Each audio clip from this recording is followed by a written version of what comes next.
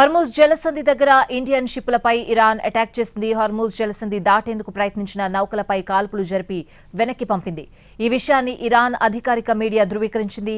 ఇప్పటికే Hormuz జలసంధిని Iran close చేసింది. America వైఖరిని నిరసిస్తూ మూసివేసింది. ఇరాన్ పోర్టులను అమెరికా నేవీ దిగ్బంధించిందని, బ్లాకేడ్ను నిలిపివేస్తేనే హార్మూజ్ను ఓపెన్ చేస్తామని తేల్చి చెప్పింది ఇరాన్.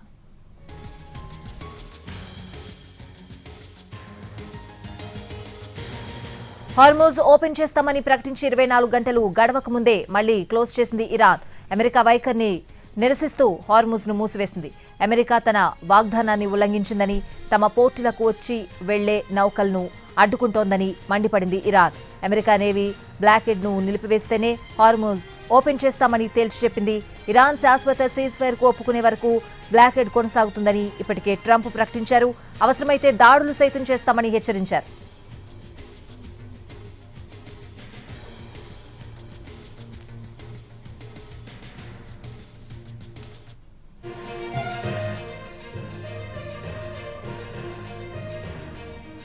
ఇజ్రాయెల్ లెబనాన్ కాల్పుల విరమణ ఒప్పందం కుదరడంతో హార్మూజ్ జలసంధిని ఓపెన్ చేస్తున్నట్లు నిన్నే ఇరాన్ ప్రకటించింది.